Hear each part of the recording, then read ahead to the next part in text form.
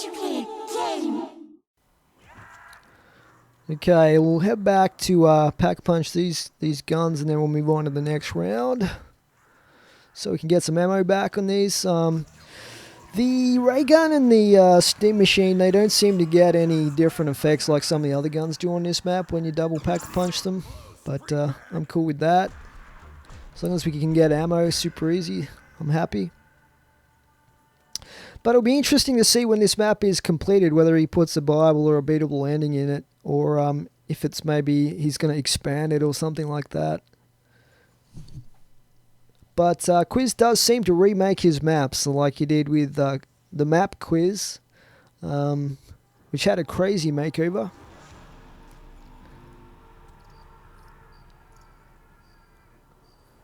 Alright, let's try the same thing again.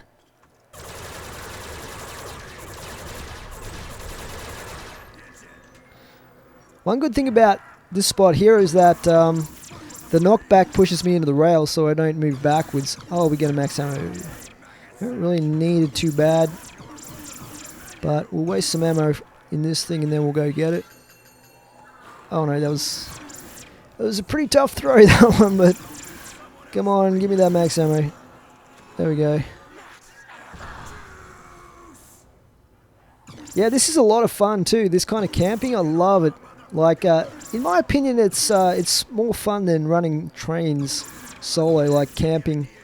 So much fun. It'd be a little bit tough. I haven't actually played this map co-op, but this is a fairly narrow doorway here. I guess you could camp here with 2 or 3 people, but 4 would be... You would have a lot of zombies.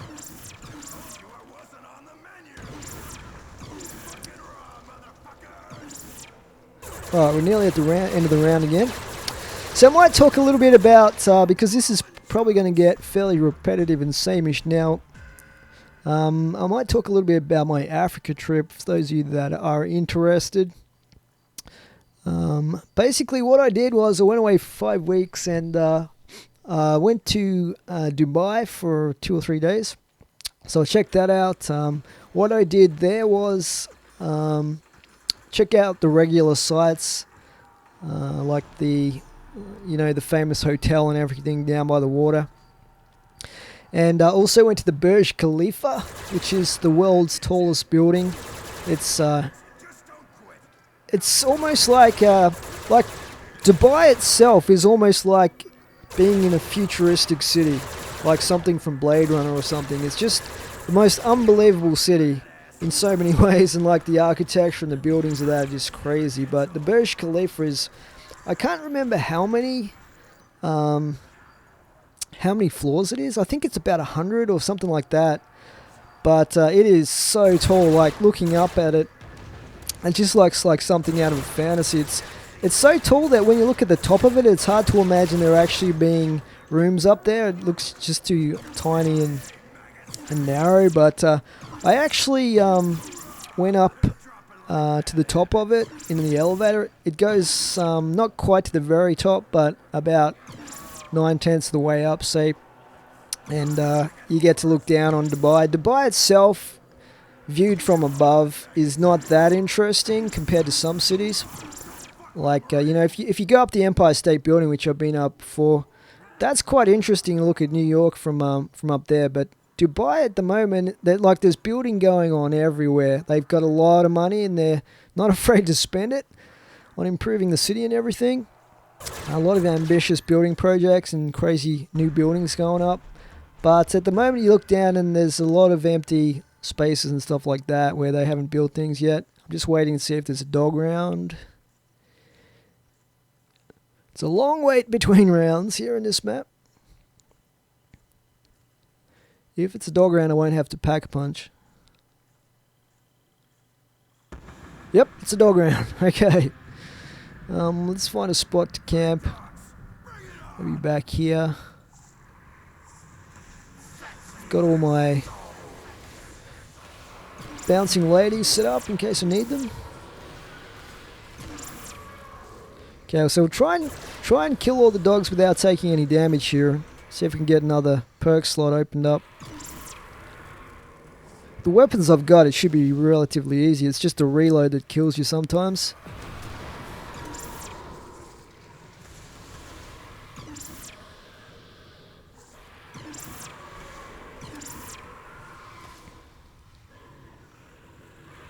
Four left. Am I going to do it? I think I am.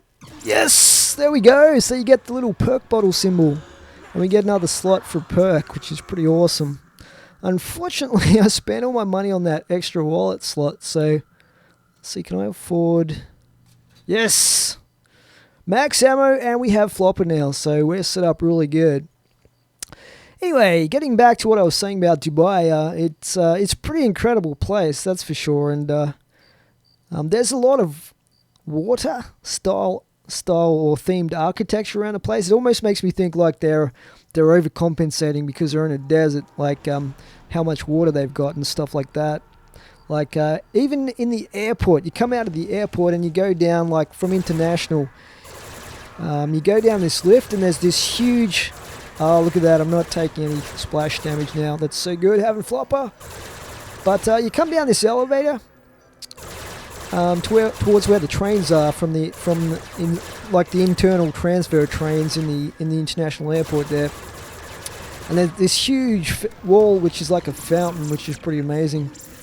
But then in Dubai as well, just below the Burj Khalifa, there is I think it's supposed to be the world's largest fountain, or something like that. And I had dinner there around the water and watched it. It goes off every hour, and basically they have a little mini performance with the lights and the fountain going off, and like music and stuff. That was pretty cool to watch.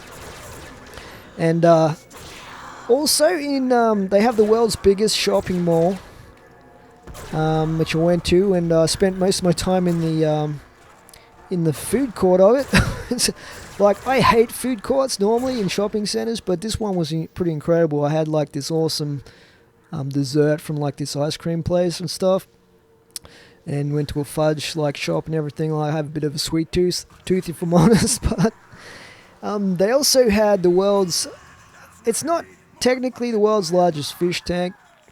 It's something like the world's largest single perspex panel or something like that makes up the fish tank. You know how a lot of these places have some claim to the world's largest something or other.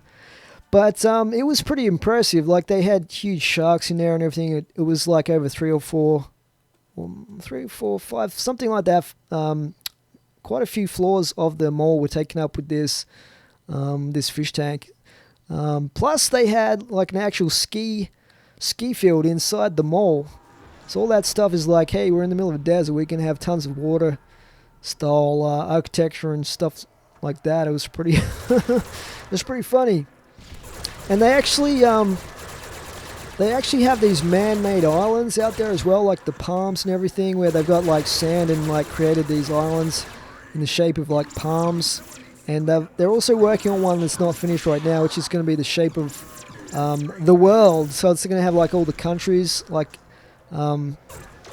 it's basically like a map of the world that they've artificially created out of sand islands. And imagine they're going to have houses on it when it's finished. So yeah, pretty crazy stuff. They're certainly not... be a bit careful here. They're certainly not scared of taking risk and doing some like out there stuff with what they build over there. Oh no, this is not good. Whoa, I nearly got trapped there. See what I mean from that that zombie that spawns over on the left there is a bit of a pain in the neck. Yeah, definitely having this vulture rate helps a ton though with camping on this map. Yeah. 35 is going to be tough, but we'll see how we go. So anyway, that's Dubai. It was pretty cool. Very, very rich place because of the oil that they found there. The other thing about it is because it's like a Muslim country, you can't get bacon there, which is kind of weird. Like, you have breakfast and there's no bacon anywhere, which is a bit unusual for someone like myself from my culture. But they have like turkey instead of bacon, like this shaved turkey or something fried turkey or whatever it is. And there's no alcohol or anything. Like, you can, I think you can get alcohol. I'm not 100% sure. Let's get the sword here and try that out. Pretty cool. I think this might be Tom BMX creation. I'm not 100% sure on that. I love his melee weapons though. They're usually pretty good. I like the fact it didn't replace any of my weapons as well. But yeah, alcohol's pretty hard to get there. Like, I'm not one of these people that drinks heavily anyway. I like the occasional drink over dinner or whatever, but I don't binge drink or anything like a lot of people do. Yeah, so that was basically the first 3 days of my 5-week trip, and then I headed down to Africa. And what I did was, just as well I got these betties set up. What I did was I started in Nairobi and went through a little safari in one of the national parks up in Kenya, and that was called Masai Mara. Basically, a safari is where you travel around. In a lot of the places, what they give you is like a little mini bus with a pop-up roof. And you stand up in that, and you can like take pictures or use your binoculars and have a really good view of the animals and the wildlife and stuff. And it's a 4-wheel drive kind of van thing. Getting a bit short on ammo here right now. I wonder if I could make a run to the Pack-a-Punch machine. Let's try and get through here. Oh, it might be okay. There's only about a dozen zombies left. Oh, there we go. Okay, I'm going to have to run for it now. Lucky there is a long time between rounds, because it gives me enough time to Pack-a-Punch just both weapons. Yeah, anyway, in the Masai Mara, in that park, I spent 3 or 4 days there on safari, and we saw a bunch of good stuff. Like 2 days in a row, we saw the same pair of cheetahs. Obviously the world's fastest animal, and except they were lounging around.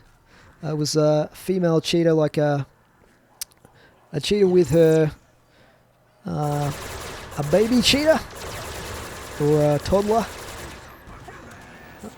So they just lounged around, and we got a really good view up close of those.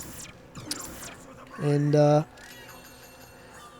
bounced it off the zombie's head. Let's just reload. What else do we see there? Basically, I think the first animal I saw was a gazelle.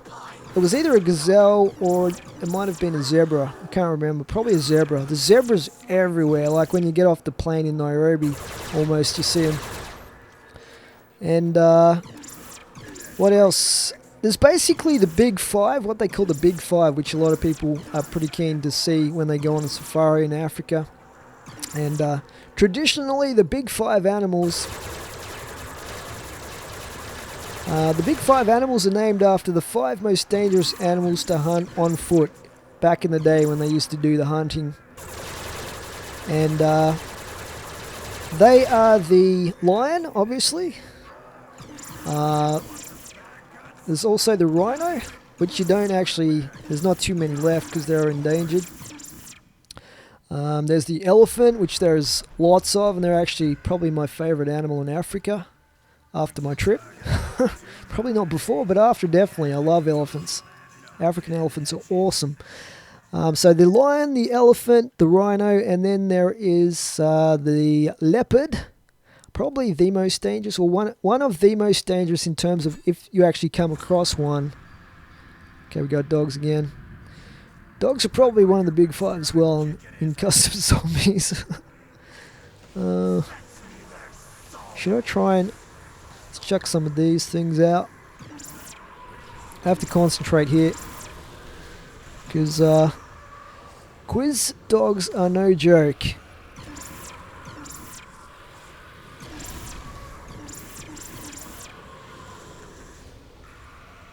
Oh, damn it. He bit me. I don't really need the other perks anyway, like Hip Aid is Not going to be that useful with the sights I have on both these weapons. They don't need hip aid. So get the max ammo. Cool.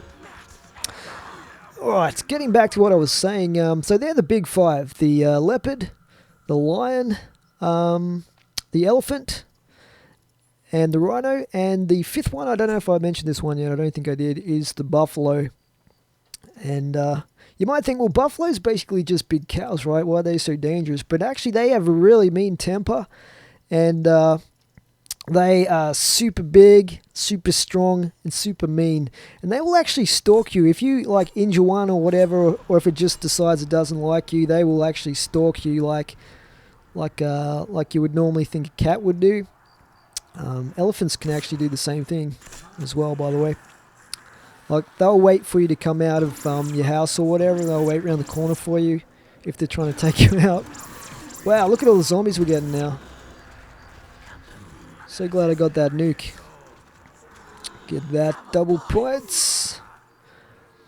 But in the Masai Mara, we saw some of the biggest crocodiles I've seen down at the river, the Mara River. They were huge. Like, we have saltwater crocodiles in the northern part of Australia, and they're the biggest in the world, but these things were massive. I also saw hippos there in the river. What else did I see?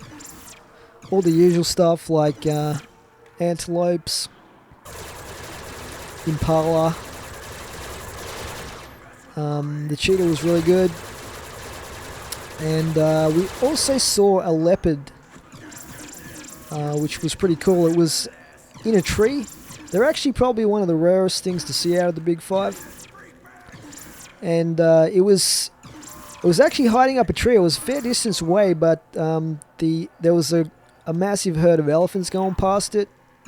And so it was like up in the tree, because the elephants will attack leopards if they feel threatened.